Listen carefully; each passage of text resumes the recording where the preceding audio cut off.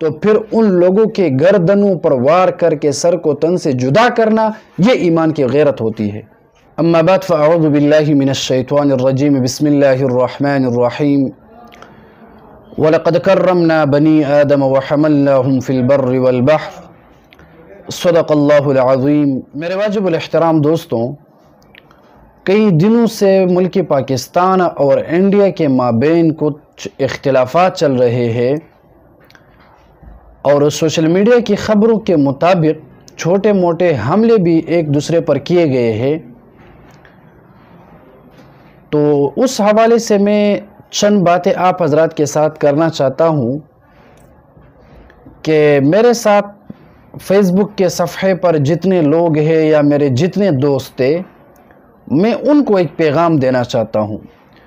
باقی ملک کے حکمران جو ہے وہ بڑے لوگ ہیں، وہ ہم سے خوب جانتے ہیں، لیکن جن لوگوں کا میرے ساتھ واسطہ ہے، میرے ساتھ جن لوگوں کا تعلق ہے، میں ان لوگوں کو آگاہ کرنا چاہتا ہوں کہ اللہ رب العالمین کی مخلوقات میں سے سب سے بہترین جو مخلوق ہے، اشرف المخلوقات جو ہے، جو اللہ کے ہاں قابل احترام، یعنی اللہ رب العالمین نے جن کو عزت بخشی ہے، وہ ہے انسان۔ یعنی انسان کی قدر و قیمت اللہ رب العالمین کے ہاں بہت زیادہ ہے۔ تو اسی وجہ سے ہمارا دین اسلام ہمیں یہ درس دیتا ہے کہ انسانیت کی بقا یہ ضروری ہے۔ جنگ و جدال یہ مسئلے کا حل نہیں ہے۔ ہمارے بعض جذباتی جو دوست ہیں وہ جنگ کی خوشی میں اور جنگ کرنا چاہتے ہیں، تو یقیناً یہ ایمان کی غیرت اور ایمان کی جذبات ضرور ہو سکتی ہے، لیکن یہ طریقہ کار ایک مرد مومن مجاہد کا نہیں ہو سکتا، کیونکہ جناب محمد الرسول اللہ صلی اللہ علیہ وسلم کی تعلیمات سے ہمیں یہی ملتا ہے کہ ہم جنگ کو پسند نہ کریں۔ مطلب ہم یہ نہ چاہیں کہ بھائی میں لڑائی کروں، میں کسی غیر مسلم سے جھگڑا کروں، نہیں، یہ اسلام کا درس نہیں ہے۔ لیکن اگر جنگ کا میدان لگ جائے تب استقامت کے ساتھ کافروں کے ساتھ لڑائی اور جھگڑا کرنا یہ ایمان کی غیرت ہے۔ یعنی پہلے جنگ کو نہیں چاہنا، جنگ کو پہلے پسند نہ کرنا۔ اگر بالفرض کفار کی طرف سے جنگ ہو گئی، جنگ کی گئی، تو پھر ان لوگوں کے گردنوں پر وار کر کے سر کو تن سے جدا کرنا یہ ایمان کی غیرت ہوتی ہے۔ تو ابتداءً جنگ کے طلبگار ہو جانا یہ میرے خیال کے مطابق درست نہیں ہے۔ دوسری بات یہ ہے کہ ان دونوں ملک کے حکمرانوں کو چاہیے کہ وہ سوچ سمجھ کر جنگ کے بجائے اتحاد اور اتفاق کا فضا اور ماحول کو قائم کریں۔ اپنے مابین جتنے اختلافات ہیں وہ باہمی مشاورت کے ساتھ آپس میں طے کرے، جو اختلافات ہیں ان کو ختم کرنے کی کوشش کی جائے، کیونکہ جنگ جو ہے یہ مسئلے کا حل نہیں ہوتا ہے۔ جنگ میں بہت سے بے گناہ مسلمانوں کا اور غیر مسلموں کا خون بہہ سکتا ہے۔ جنگ میں مدارس، مساجد شہید ہو سکتے ہیں۔ جنگ میں انسان کے علاوہ چرندے، پرندے، جانور، درخت وغیرہ یہ سب کچھ صفحہ ہستی سے مٹ سکتے ہیں۔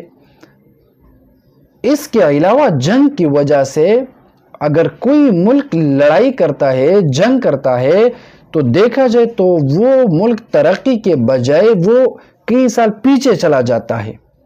اگر کسی ملک کے اندر جنگ کی جائے، ایک ملک دوسرے ملک کے ساتھ لڑائی اور جھگڑا کرتا ہے، تو یہ لڑائی اس کی مفاد اور اس کے فائدے کی بنیاد پر نہیں ہوتی ہے، بلکہ دراصل جذبات کے طور پر یہ اس کی تباہ کاریوں کی طرف لے جانے والی چیز ہوتی ہے یہ جنگ۔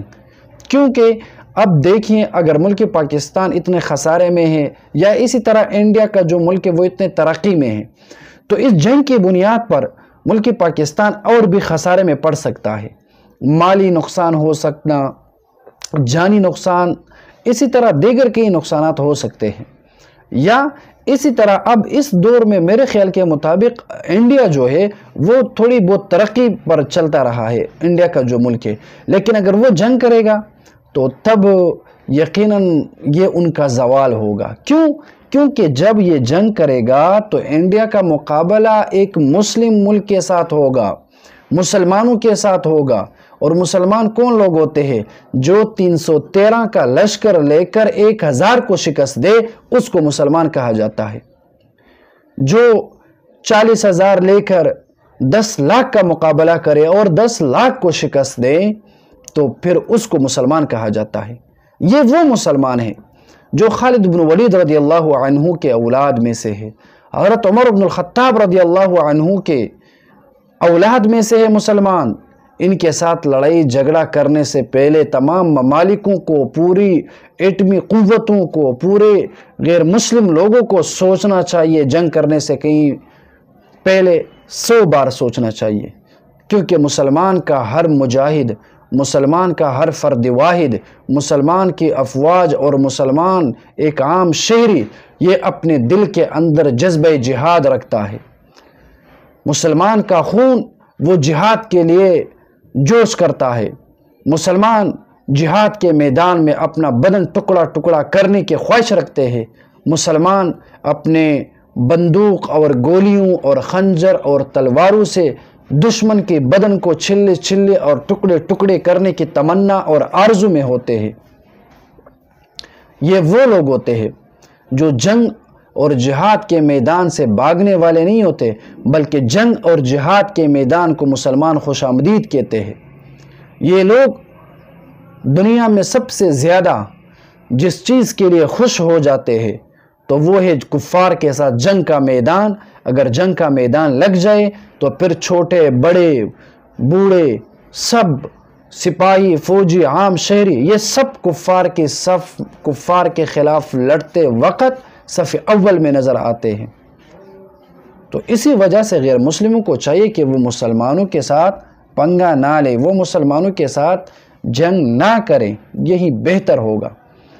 کیونکہ آپ دیکھ لیں انڈیا میں کافی تعداد میں مسلمان رہتے ہیں، اور ظاہر سی بات ہے کہ جب یہ جنگ ہوگی تو یہ 2 ملکوں کی جنگ نہیں ہوگی، یہ اسلام اور کفر کی جنگ ثابت ہو سکتی ہے۔ اور جتنے غیر مسلم انڈیا میں رہتے ہیں تو یقیناً ان کا زوال ہی اس جنگ کی بنیاد پر ہو سکتا ہے۔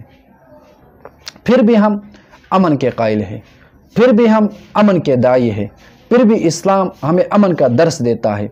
غیر مسلموں کو چاہیے کہ وہ اپنی انانیت اور اپنا غرور اور اپنا گھمنڈ وہ اپنے قابو میں رکھیں۔ مسلمان اور اسلام اور ایک اسلامی ریاست کو چیلنج کرنا ان کو کافی مشکل اور مہنگا پڑ سکتا ہے، کیونکہ یہ وہی ملک ہے جو لا الہ الا اللہ کے نام پر آزاد ہوا ہے۔ یہ وہ ملک ہے جس میں کئی مسلمانوں نے اپنے خون کا نذرانہ پیش کر کے اس ملک کو آباد کیا ہے۔ اگر آج اس ملک کی طرف کوئی